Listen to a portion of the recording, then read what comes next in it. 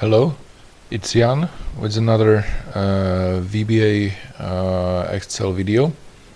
In the last video we have learned how to use dynamic row counting in for next loop, and we have constructed the for next loop to basically evaluate the entry in the cell in column 1 and then do some operations with it, and then if it goes to another cell, then it evaluates the entry in column 1 but the second cell. So if you're interested on how this counting of the rows or columns and the construction of for next loop is done, then click on the link to see the previous video. In this video we are going to speak about different method of looping in Excel VBA, and it is so-called Do Until Loop. So I have created another module here by right-clicking on this folder and inserting a module. So going to this module, I already named the procedure Do Until Loop, and we will see what it does and for what purpose it can be utilized. So I will go now to sheet number 2, and in the middle of the sheet I have the value look in cell K11, which is currently active. So to demonstrate the purpose of Do Until Loop, I will first put the value of K11 into the variable. So act cell val, that's the name of the variable which will hold the value of the cell, equals, and I press range and open parentheses, double quotes, and K. Sorry, not using the range, we will use active cell dot value. So active cell dot value. Okay, and to use Do Until Loop, we just simply have to type do until, and until the certain condition is true. So for now I will put y equals to 10. You will see as we go along why. So this is the starting line of the loop, and the ending line of the loop is just the word loop. So loop, enter. And the code, the same way as with for next, goes in the middle of these two lines. Okay, so to demonstrate the purpose of this loop, and also to demonstrate the purpose of so-called offset function, well, it's not so-called, it's called offset, I will jump a little bit ahead and then I will explain what I'm doing a little bit later, so stay with me. I will put the first line of the code inside of the loop, y equals y plus 1. And we said that until y equals 10, that this loop will go on. So for now, let's run it. I will stop, enter the breakpoint here by left clicking on the line, or clicking here with the cursor and pressing F9. Right now, when I run the macro, it will stop here before executing this line. The same way how you can do that is just basically typing word stop in whatever position of your code. So right now it will not stop here but here.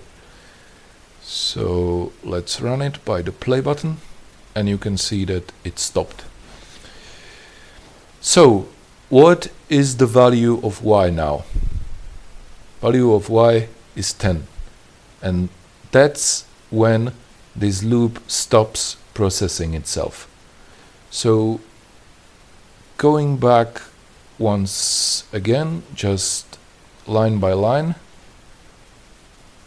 Never mind this value for now, we'll come to that later.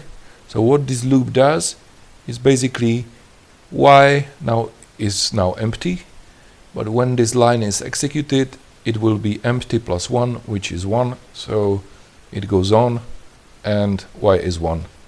And then it loops again, y is 2, all the way until 10. Yeah? So this is how we set the condition for the loop, so it knows how many times it should run. So I will now reset it and remove this breaking point by clicking on the red dot here. Remove also this stop and go back. Okay, so what to do with this loop?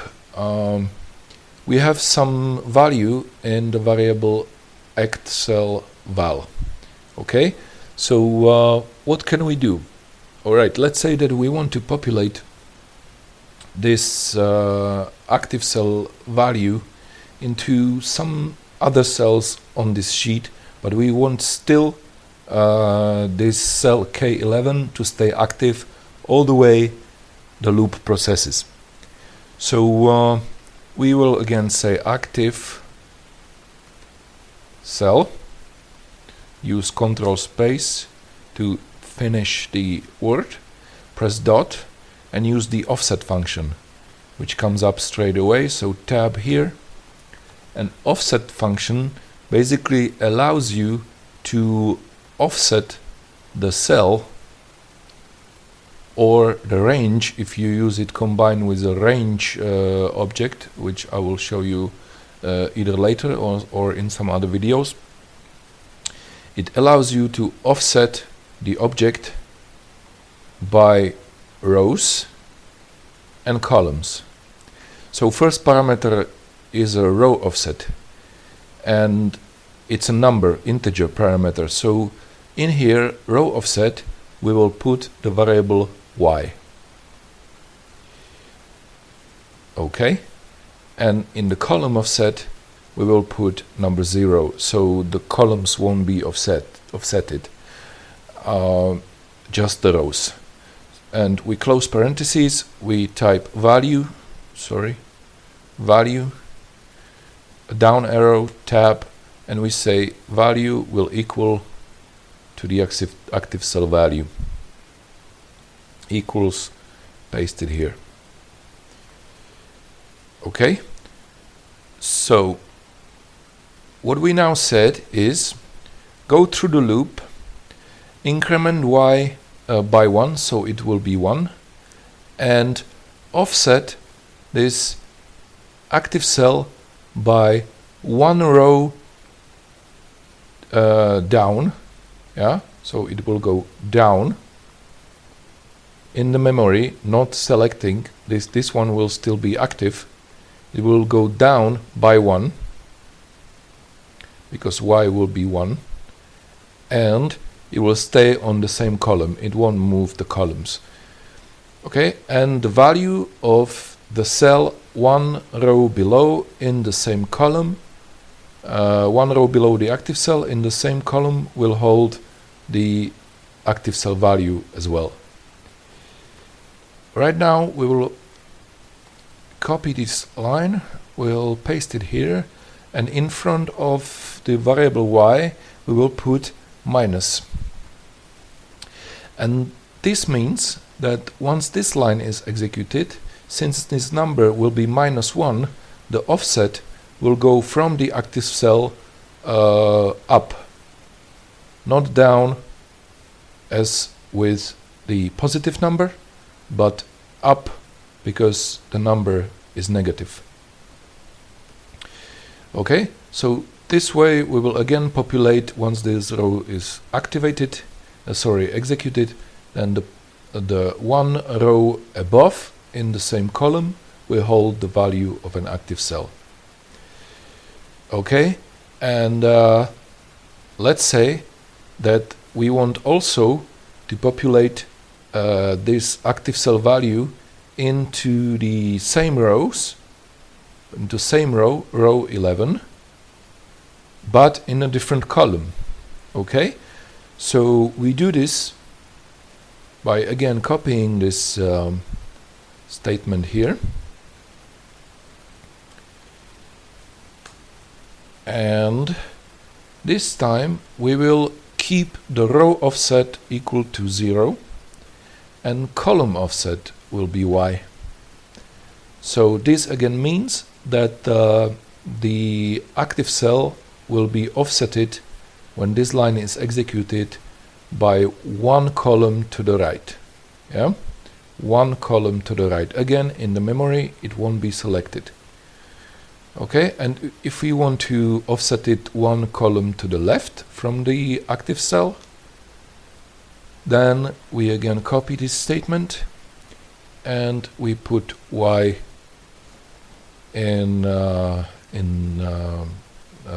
we put minus in front of y for the column offset. Okay, so let's see what this now does. Executing the code line by line, in this variable we will put the value of active cell, which is look, and then loop starts. Y will now become 1, and this line will move the value of this variable one row below the active cell. See, this one will move it one row above.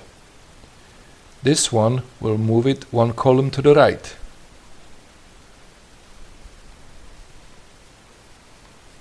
And this one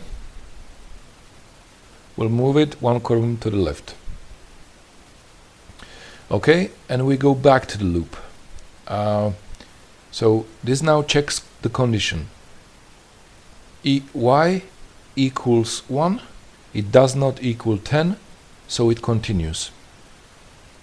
Right now y equals 2, because it was previously 1, and now it got again incremented by 1. So again, this line puts the value of an active cell 2 rows below in the same column, because y now equals 2. This one 2 rows above. This one 2 columns to the right, and this one 2 columns to the left. And if I run it right now all the way through, just until this loop finishes executing, because y will become 10 as we've shown previously, this will be the result. Okay, so 10 rows above populated, 10 rows below populated, 10 columns to the right, and 10 columns to the left. But if you noticed, this one was still active when the macro has finished. So just to demonstrate, just hold the control key here, select everything that we don't want there, and press delete. Activate the cell again, run the macro again. You can see that this actually happened, and the cell K11 is still activated. Okay, so let's delete this one more time, and let's show you what you can do with this do until loop and the offset function if you add another variable. So delete it, and we will use another variable called z. Z equals again z plus 1. The loop does not evaluate the condition of this variable, it evaluates just the condition of the y variable, yeah? But it really doesn't matter. So it fits our purpose. So why do we have this second variable here? Alright, so let's say that we want to populate this value in the active cell also diagonally. Yeah? So it will go up, down, right, left, and also basically diagonal, let's say direction, or how's the word in English. Okay, so what do we have to do? We will simply copy this statement here, press enter, and instead of 0 column offset in here, we will put Z. And this means when this line is executed, the row offset will be 1 row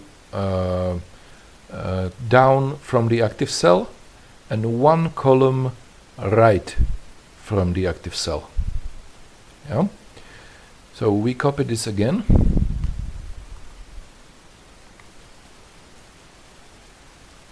And this time we will put minus in front of y. And this means that once this line is executed, the active cell value will get populated to 1 row above the active cell and 1 column to the right. And then we just have to do another direction. So we have done down and right, and we have done up and right. So we now have to do the left. So down and left we will do by putting minus in front of Z value, and down and up and left we will put minus also in front of y parameter. Okay, so let's see what will be the outcome if I run it line by line from the start. So y gets value 1, z gets value 1, and code runs. Wrong button. 1, 2, 3, 4, and then it utilizes y and z parameters. So 1 row down and 1 to the right. Another one will go 1 row up and to the right.